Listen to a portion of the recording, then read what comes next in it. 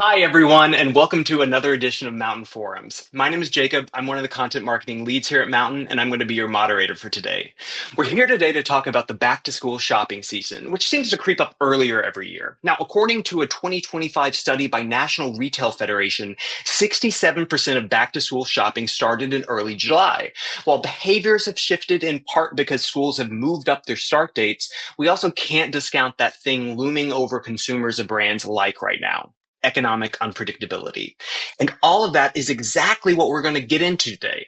What you need to know about today's back to school shopping season and how reaching your audience and hitting your goals has never been easier than with connected TV. All right, so enough from me. Now I'd like to bring on today's guest, Matt Collins, Vice President of Product Marketing at Mountain. Matt, thanks for joining us. Take a moment and tell the folks at home a little bit about yourself. Yeah, so thank you, Jacob, for the very warm introduction. My name is Matt Collins, and I head up product marketing here at Mountain. I live in Western Massachusetts. I have two kids, one of whom is still in college. And last year, if you had asked me to predict how much stuff I'd be buying, or that my wife, if I'm honest, was buying to load up her dorm room, I don't think I could have imagined how many boxes and just like how much luggage we had to fill. She goes to school out of state, and so I have memories of both spending as a parent, but also then being a kid on the receiving end of back to school shopping. And all I can say is I think I would be appalled if my mother started taking out for back to school shopping in early July. I would feel as if there's been some wrong that had been inflicted upon me, and that I would, I think just like I completely reject the notion. For me, school didn't start until it was an after Labor Day phenomenon. But I wanted to ask you, by the way, before we get too far afield in this, and we do have a lot of good stuff, but do you have a back to school memory and being shopped for, doing shopping with your parents? Oh yeah. So I was raised in like a really small town in central Texas with this like population that was probably a lot smaller than a lot of people's public school systems. So for us, back to school shopping began the moment the school supplies checklist got printed in our local paper, which definitely dates me. And I'm pretty sure that was probably maybe like late August, maybe at the latest early September. But honestly, the strongest memory I have is the first time that I got to choose my own, as the kids nowadays call it, my back to school fit. I mean, my mom technically made the purchases because I barely had an allowance, but that experience of making my own choice clearly was like a really big moment for me, to the extent that, here I am still able to really picture it clearly over 20 years later. Though, if I could give younger me some fashion tips, I'd probably say still buy that pair of Chuck Taylors from Dillard's, but, maybe opt out of the cringy revolutionary t-shirt that I picked up at Journeys, which I frankly had to look up that store because I totally forgotten the name of it. Oh, wow. Well, yeah. Well, Matt, thanks for facilitating this like quick little trip down memory lane. Now, before we kick off the conversation, I just wanted to let everyone know that we'll have time for a Q&A at the end of today's session. So if you have a question for Matt, please drop that into the Q&A chat you see on your screen. All right, so let's start this conversation broadly. So we've seen a lot of back to school seasons roll through Mountain, which means we've been able to put together a lot of research and data on the impact of this annual shopping moment, as well as, how advertisers can make the most out of it. So from your perspective, can you walk us through what really makes this season such a big opportunity for advertisers? Yeah, let's start with the core economics of it. That back to school shopping season is a massive economic moment on the calendar. And we're going to, you can see some of the very top categories that emerge here and how much households tend to spend by, the age of their student. It is an opportunity when purses and wallets open up. And while there may be some elasticity within each of these price elasticities within each of these categories, the category overall is relatively inelastic. In other words, if you've got kids who are going off to school and are starting in the fall wearing a different size than when they left in the spring from the previous school year, they're going to need clothing. They're going to need Chuck Taylors, maybe. They're going to need new backpacks. And if they're college students, as I found out last year, they're going to need dorm rooms to be outfitted. So now you're talking about an expansion of categories into things like electronics, bedding, housewares. These are all things that accumulate and represent a significant moment when spending is just naturally on the increase. And the other thing which I'll say, which I think is really critical for advertisers to see, is that the back to school moment is it's the appetizer for Q4. And so Q4 is coming right around the corner, all to say that for advertisers and brands that have a role to play in both of these milestone moments, this is really a critical time for making sure that you've got a plan, you've thought through critical things, which we'll get through related to target audiences and creative, knowing that this is one big beat and another big beat to follow with Q4 holiday. All right. Now, so before we really start getting into, those strategies like targeting audiences and creative recommendations, I feel like we should probably talk about that big elephant in the room and, in everyone's budget, the current state of the economy. Now, it's been unpredictable to say the least. So how is that impacting this year's back to school season? Well, yeah, it's a good question, and I think what we're seeing is that again, because of the inelastic nature of this category, that if you have children, you are going to and if they're of school age, there's going to be a back to school shopping list that takes shape, and within that category, we can and shoppers do think about cost and perhaps finding a low cost option, but the category overall is relatively price inelastic. And we see that reflected in these growth trends, that despite the consumer headwinds and the uncertainty in the economy that has prevailed over most of the calendar year, you can see that the forecasts show a moderate rise in spending within this category, which means that shoppers are going to continue to show up. Shoppers are going to be ready to buy. They're just going to need perhaps to hear some different things from the brands that are appealing to them about why their brands should be considered for a back to school purchase. And we'll get into some of those creative and audience considerations here in a moment. Yeah, so just kind of running off of this thread of, audiences, behaviors, and how things are changing, I would say that traditionally, as we've been talking about, when we think of back to school shoppers, our minds will go to the parents of the students. But is that really the case anymore? Has the target audience for back to school campaigns really changed recently? Well, it certainly has evolved in the sense that, first of all, we're seeing a lot of advertisers who are coming forward and are entering this category and spending pretty lavishly on this category. And so I'm going to answer your question in two stages.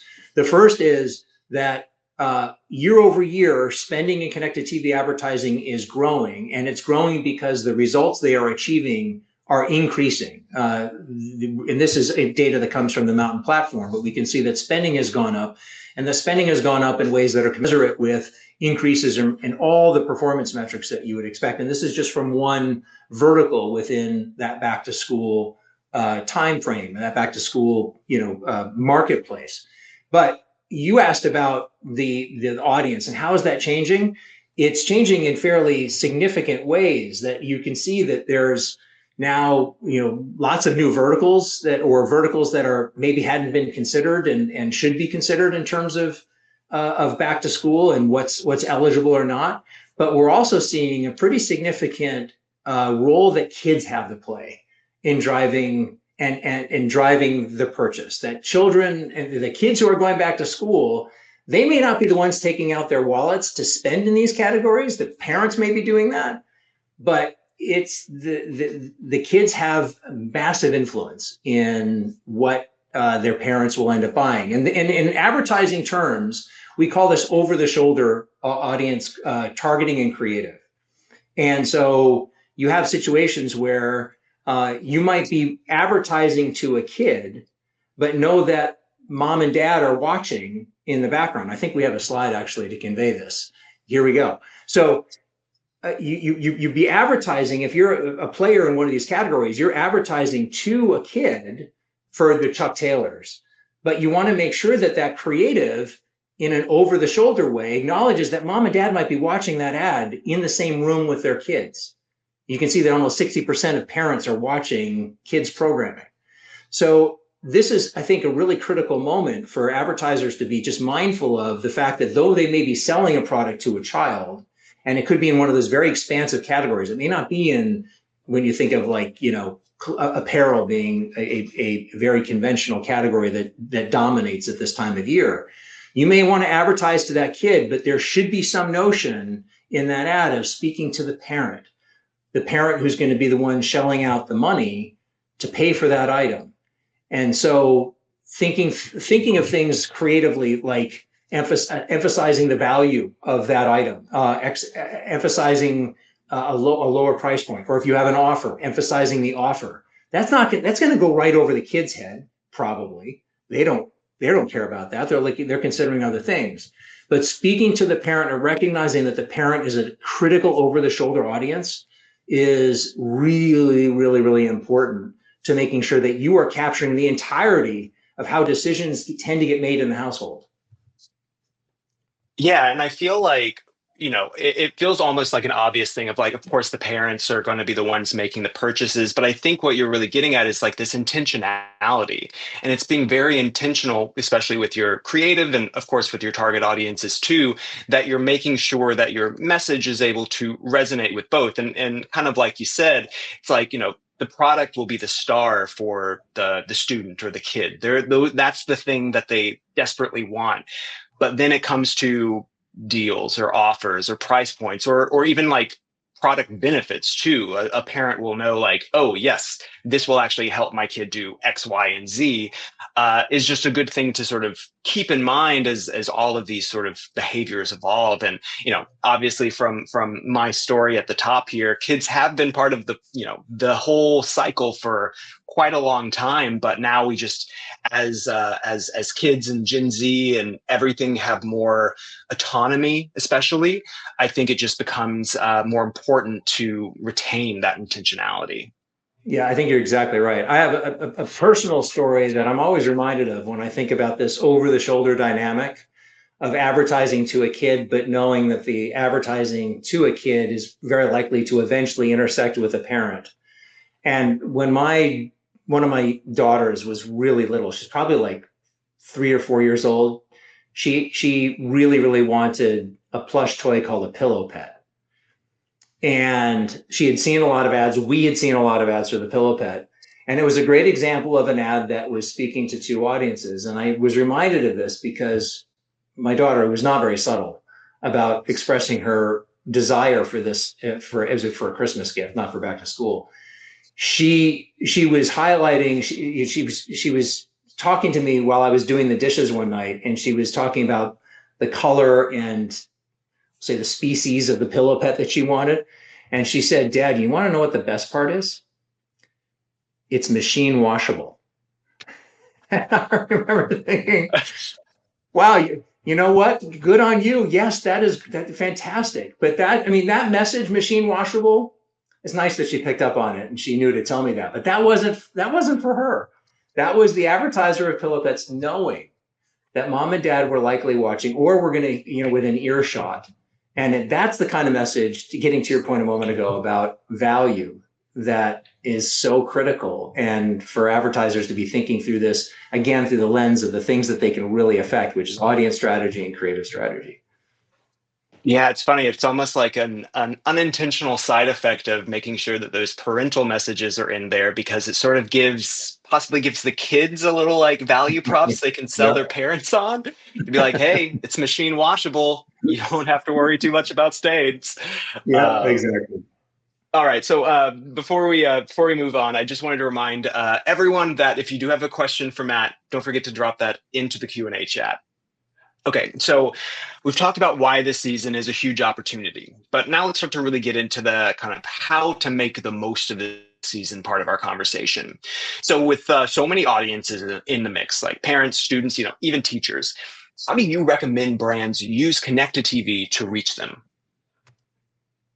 Yeah, that's a great point. So I would say a couple things to keep in mind. The first is I'll go back to this. So first of all, to understand, have a point of view about your target audience is really, really critical. I tell advertisers all the time, regardless of the time of season or what category that they're in, there are two levers that they can affect that are going to have an outsized impact on the outcome of their campaign.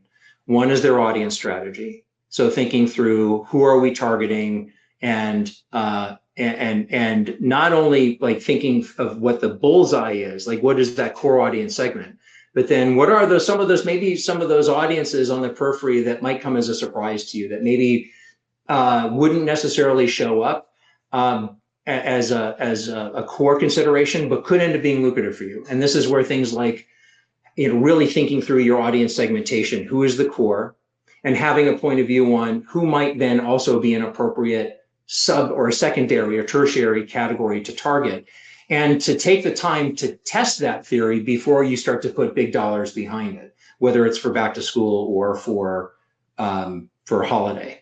So having a point of view about that, and recognizing that because connected TV is essentially a digital platform, it shows up in our households as a television ad that looks like the television ads we've been watching more or less for the last 84 years. That's how old the medium is. But underneath it all, it's running on digital plumbing and wiring, as I like to say. And so that strategic target audience, that primary audience that you can build it in ways that are exactly as you would build them out on paid social, which is to say that they are a strategic audience, not a proxy, like a Nielsen target audience, which is often like an age gender demo, is oftentimes a pretty blunt instrument for marketers, and using one of those audiences to reach people can result in a lot of wasted impressions served to folks who are never going to take action. All right, so I feel like the audience knows more about who's really tuning in, especially on connected TV, but let's take it from a separate perspective. How do brands make sure that their target audiences are also leaning in? So in other words, what creative strategies or creative approaches do you recommend for this time of year, especially on connected TV? Yeah, a great question. The way I see it is that the best creative approaches for this time of year to be able to break through are going to accomplish a few things. The first is they're going to be mindful of the audience dynamic that we just talked about, that there is going to be, you might be targeting kids who are going to be the ones who may ultimately be deciding what goes in the shopping cart. But at the same time, acknowledging that parents have a critical role to play as the funding source. But let's take a broader step back in the moment that we're in. And you talked about economic uncertainty that we find ourselves, this particular moment in which we find ourselves. Kids may respond to what's new, and if they can be convinced that the new thing is going to be the hot thing, and it's going to give them some social currency when they show back up on campus or in the halls of their schools, then that's an important creative consideration. But parents, as the funding source, also need to know that there's value behind it. And so what's the value narrative? And that may be price driven, that may be quality driven, that may be durability related, depending on the item. But I think if you can convey to a parent that this is not a purchase that they will come to regret because the value for the money just may not be there. These are really, really important considerations to get across in creative. And the last thing I'll say about this particular topic is that it's important to know, regardless of the audience, whether you're focusing that creative on kids and parents, to have a point of view about what's working before you spend the big bucks. This is where, and this is where connected TV can be so helpful, because for not a lot of money, you can test these hypotheses about the right blend of creative value messaging, maybe more of a sizzle messaging if you're thinking about that, and to which audience. And you can get signal on that without spending a lot of money, so that by the time you do need to spend a lot of money in order to really go, you have a perspective on, you have a strong perspective on what's working. Yeah, and I feel like the testing aspect of it is really really key to sort of dialing in not only to sort of the creative message that's working, but really, as you mentioned, like each individual audience, like you don't have to worry about going all in on one or the other. You can really, set up a campaign, make some, minor creative tweaks. Maybe that's a new voiceover or a new in card or something to Mhm. really be able to maximize your own budget, especially when you think about like testing creative and having enough creative to make sure you fuel your campaigns. It feels like it could be a lot of work and a lot of stuff, but really it's simpler than I think a lot of people think, and within that simplicity you get a lot of complex data that as you said, you can fuel into maybe your next back to school campaign next year, so you're always iterating and building upon it.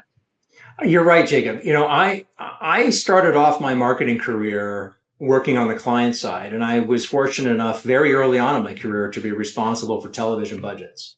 And I want to unpack something that you just said because it for many people represents a very new way of thinking. When I was first cutting my teeth in television advertising on the client side, if someone had said to me, "Hey, we need you to be ready with creative variations that we can test," multiple heads would have exploded in the room. First of all, you couldn't do linear testing. Linear television advertising testing requires a form of media buying gymnastics that is not available to a lot of most advertisers. And I won't get into all the details, but it requires a way of thinking and a way of operating that goes beyond what most teams are capable of in the linear sense compared to what streaming makes very easy. And then there's a whole creative production angle. I worked on creative budgets that were at a minimum were $250,000 per creative. And from that, we would get 115 and 130. And if you had said to me, "Hey, we need to get some creative variations," my CFO's head would have exploded because they would have said, "I wrote you a check for $250,000 to get a 15 and a 30. I'm not writing another one." And so what you're seizing on is this notion that with small changes that don't require a big incremental budget, you can get 4, 5, 6 variations of an ad that play with a different call to action, a different offer, a different voiceover, a different end card, maybe a different intro card that allow you within a digital advertising context, and anyone who's done digital knows that testing is relatively straightforward. You can crank these things out in a way that are quick, give you meaningful signal, don't cost a lot of incremental budget, and give you a certainty after the test is over to be able to say, "It's these 3 combinations, boss, that work. This is where you want to put the media weight." And so understanding these dynamics and understanding how the tools of the trade allow you to support the dynamics of the market that we now find ourselves in is something that I think is so empowering. And and CTV as an enabler of it all. Obviously, I'm provincial in this, but CTV as an enabler of it all. It's never been easier to get certainty on an advertising platform that matters more than any other. Yeah, and I feel like everything that you just said underlines why we call it performance TV. It's really bringing that performance mindset, those variations, those small tweaks into this sort of TV environment. And just sort of as an aside,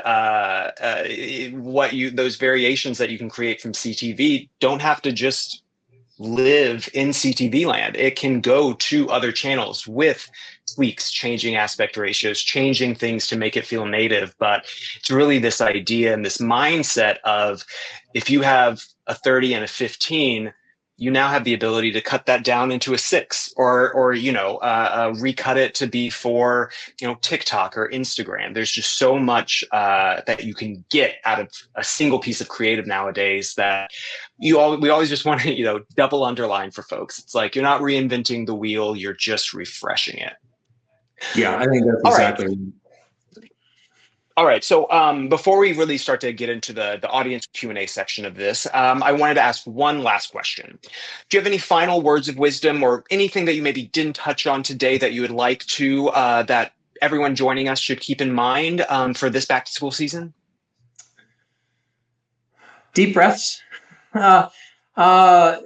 It's a consequential moment, and I know that. I know this is a big deal, and for a lot of marketers, quite frankly, many marketers who are well on their way to their plans already either being activated, as you point out. July marks maybe the front end, the earliest sort of starting point for shopping. It's not here as I am in the Northeast. School still starts after, it's an after Labor Day phenomenon. So there's probably about another 4 weeks or 3 or 4 weeks before a lot of this stuff will really pick up energy.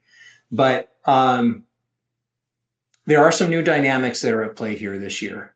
Tariffs have folks concerned about pricing and how prices may shift in ways that are hard to predict. That may change the timing of when they are in market, and it certainly may change their receptivity to value-based messaging, which we talked a little bit about. It also may provoke some concerns about availability. And so when we think about creative messaging, one comfort to an audience that you can deliver through creative could very well be plenty of inventory. And I know that in some ways that may run counter to what marketers are often, especially performance marketers, are oftentimes, I think, told to emphasize scarcity, because scarcity can be a FOMO ingredient and it can help to drive urgency. And we all care about urgency. But a source of comfort to a customer could be something that engenders loyalty and favorability. And so reminding them that there's plenty to go around, I think, can be really, really useful. There's a lot of audience data in this deck that we can, I think they're also worth touching on. And I'll go relatively quickly through them. But one thing I wanted to point out is that parents will buy for themselves oftentimes if they see the opportunity. There are, again, our data is so full of surprises. And what we are showing here is brands that don't fall in the sweet spot of technically back to school, but do really well as a category in the back to school shopping season. And the one thing you would argue that maybe a lot of these things have in common, maybe not so much pets and animals, but the others, these are categories that are parents driven, generally speaking. And so know that parents are going to be buying for themselves. And if you can create an environment that gives them permission to do that, I think that's really, really critical. And the other is Gen Z. I have 2 Gen Z kids, and I see them evolving and now having their own financial resources. They are spending of their own accord. So yes, I talked a lot about how parents are the ones who are the ones busting out the wallets and purses to pay for this stuff. All true. But understand that Gen Z has a lot of buying power and it's only going up.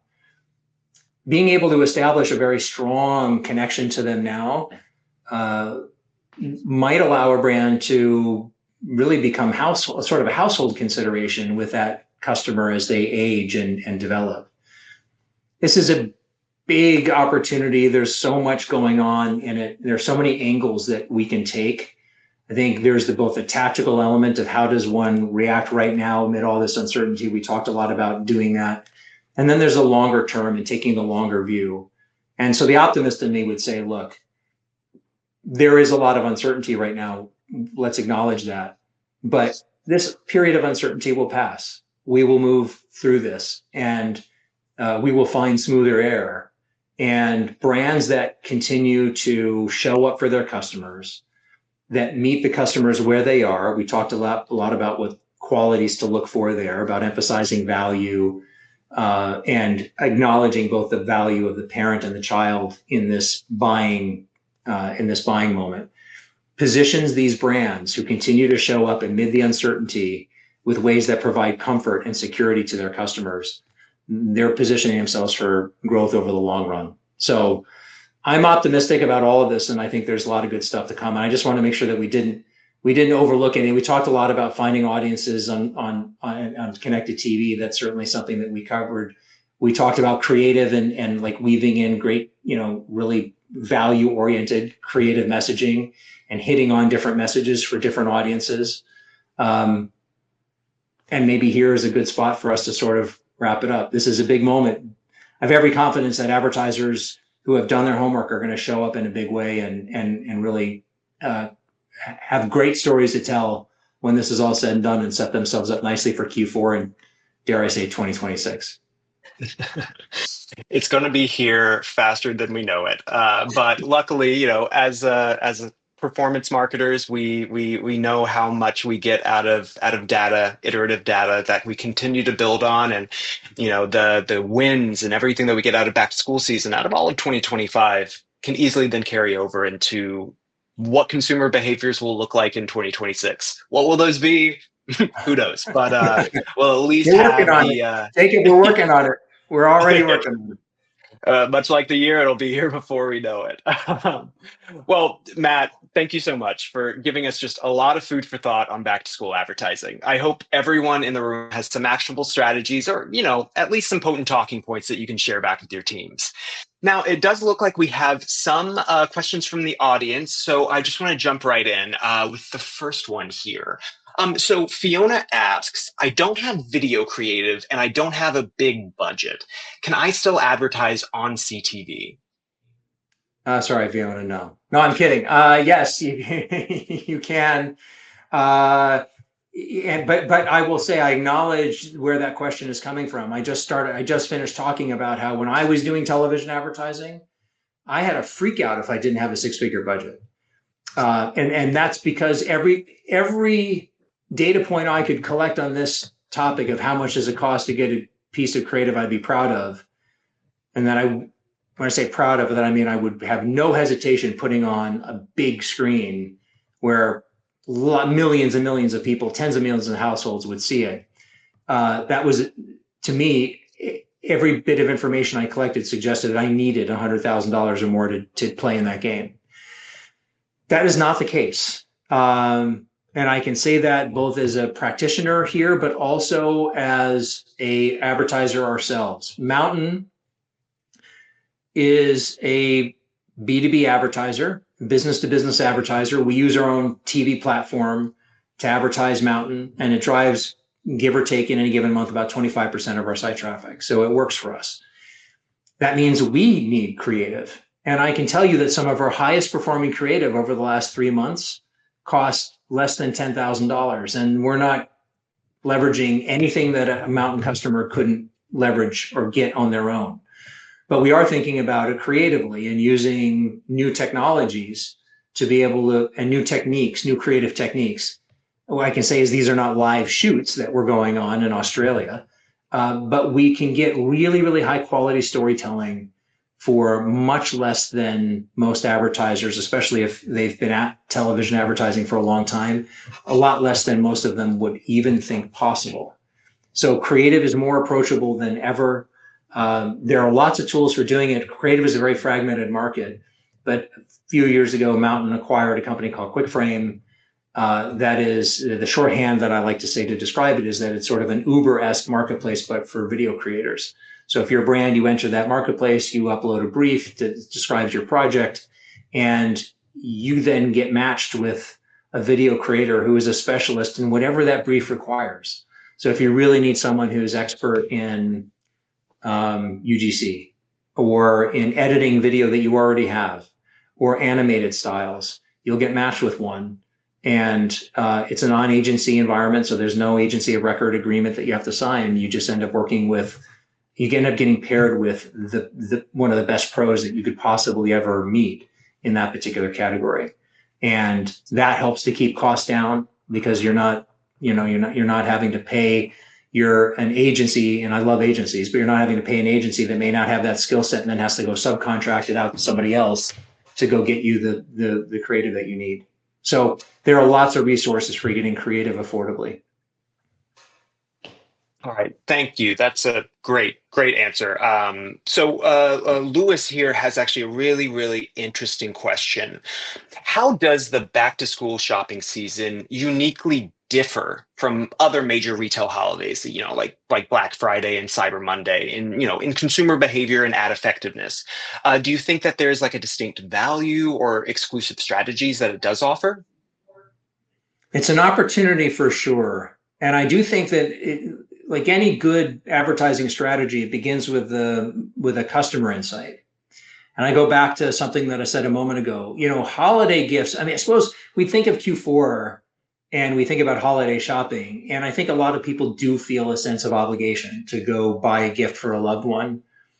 But it's a it would be, I think, mistake to qualify the obligation one feels for buying a token of affection or a gift to be a token of affection for somebody, a friend or a loved one for holiday, and compare that to I need to put clothes that fit on the back of my kid to send them to school, or I need shoes that where the sole hasn't ripped away from the rest of the fabric of the shoe, or they need new notebooks because the notebooks they used last year have 2 pages left on the binder.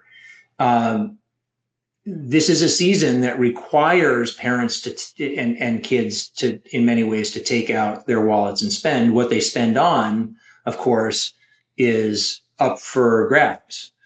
But I would start with that and maybe bring an assumption that within these categories, parents are ready to buy. What they need to know is, why should they buy from you?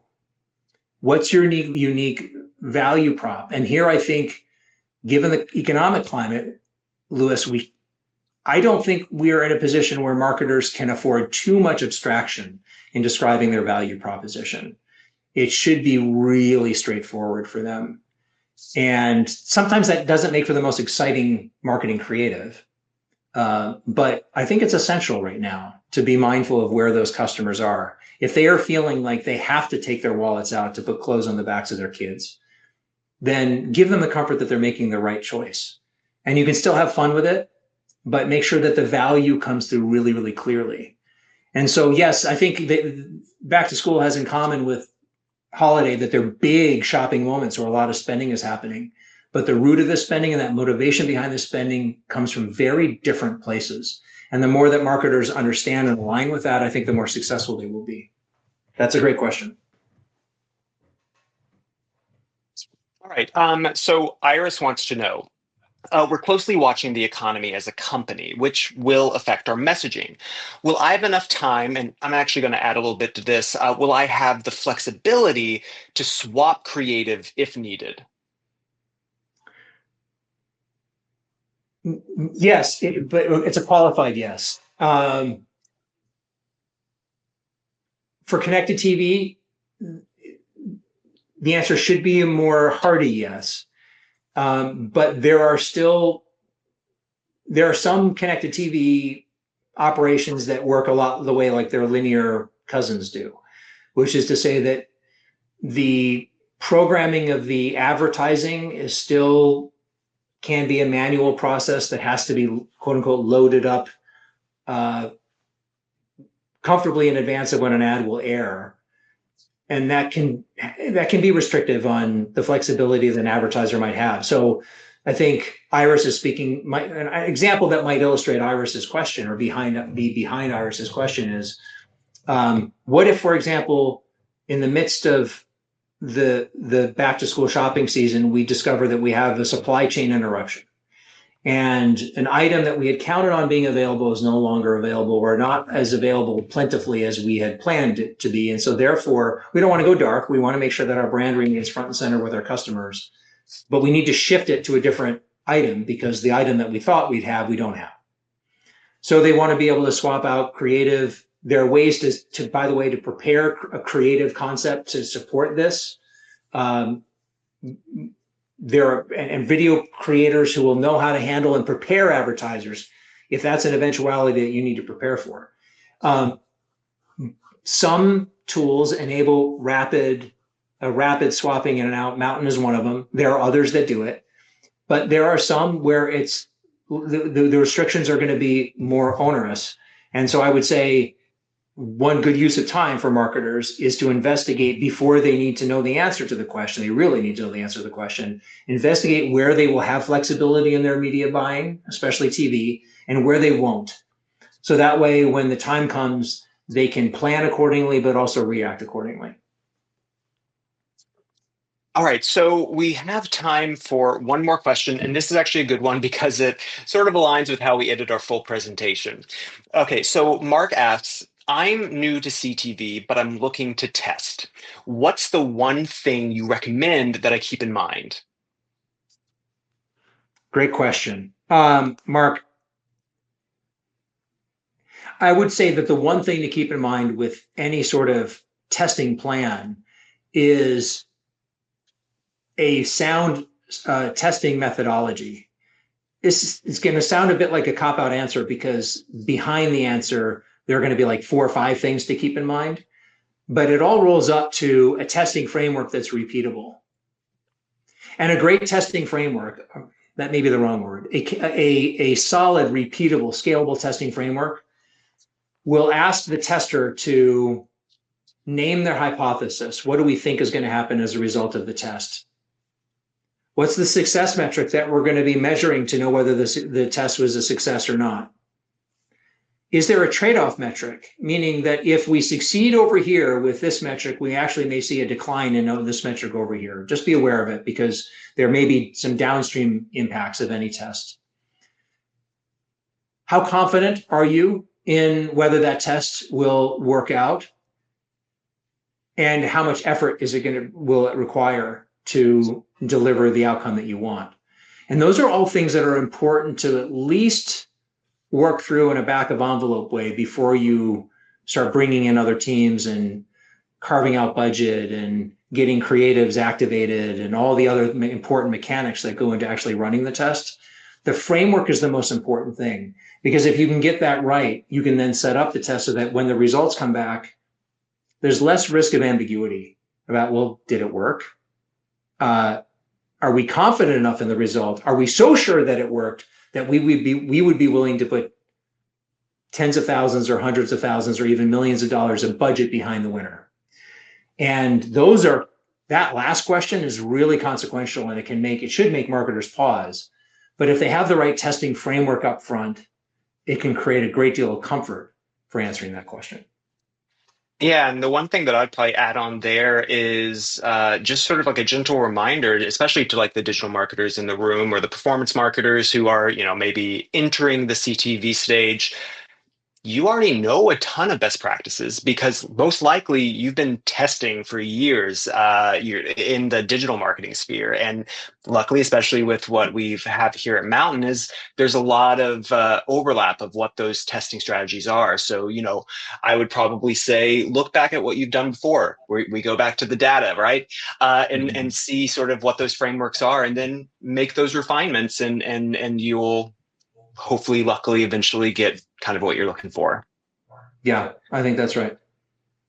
Well, thank you again, Matt, for joining us today. And I also want to thank all of you for joining our forum. So if any of this got your wheels turning on what you might be able to do with connected TV and Mountain, we'd love to show you more about how it all works with, you guessed it, a platform demo. So just scan that QR code on your screen to get some time on the books with our team.